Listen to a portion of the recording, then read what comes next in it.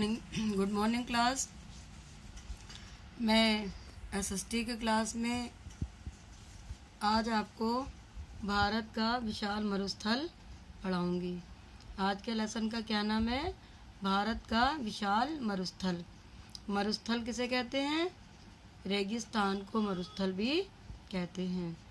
भारत का विशाल मरुस्थल उत्तरी मैदानों के पश्चिम में पड़ता है। ये कहाँ पड़ता है? भारत का जो विशाल यानी कि बहुत बड़ा मरुस्थलीय भाग है, ये उत्तर के मैदानों के पश्चिम में पड़ता है। यह थार का मरुस्थल या रेगिस्तान के नाम से भी जाना जाता है। ये किस नाम से जाना जाता है?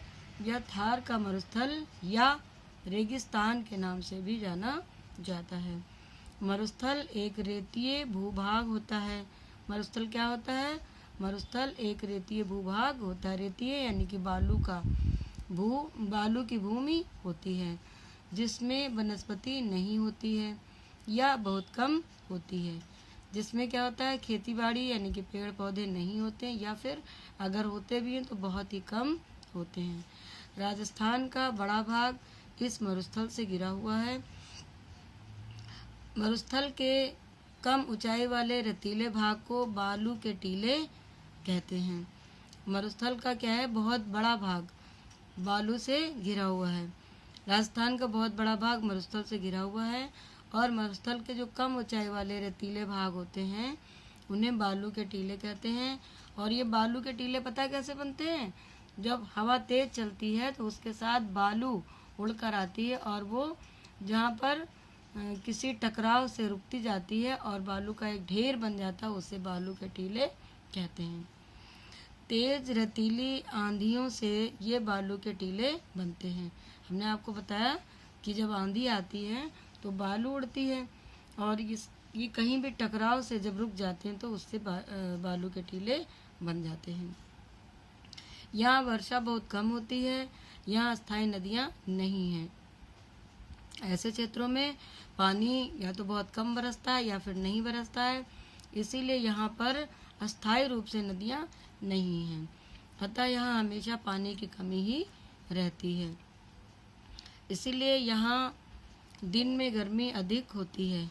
यहाँ के लोगों को पानी लेने बहुत दूर जाना पड़ता है क्योंकि यहाँ पानी बरसता नहीं है, यहाँ पानी है नहीं। इसीलिए यहाँ के लोगों को पानी लेने के लिए बहुत दूर दूर जाना पड़ता है। कहीं कहीं बड़े तालाब हैं जिन्हें मरुद्यान भी कहते हैं। मरुद्यान क्या है? मरुद्यान एक तालाब है, उनमें पानी होता है और पानी की वजह से उसके आसपास की भूमि हरी भरी होती है।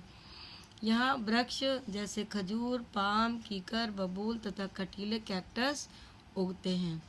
यहाँ पर कुछ पौधे इसके जो तालाब के किनारे किनारे पानी की वजह से जो तरी बनी रहती, नमी बनी रहती है, इसकी वजह से यहाँ पर खजूर, पाम, कीकर, बबूल तथा कटीले कैक्टस के पौधे उगते हैं। मरुद्यान का जल फसलों को उगाने में भी काम आता है। वहाँ कौन कौन सी फसलें उगती हैं? गेहूँ, ज्वार, बाजरा, मक्का तथा चना उगाने में इन मरुद्यान के जल का प्रयोग किया जाता है। ठीक है बेटा, समझ में आया आपको?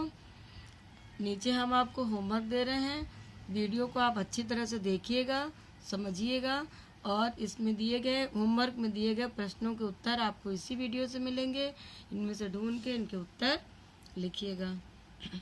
ठीक है बेटा, थैंक यू।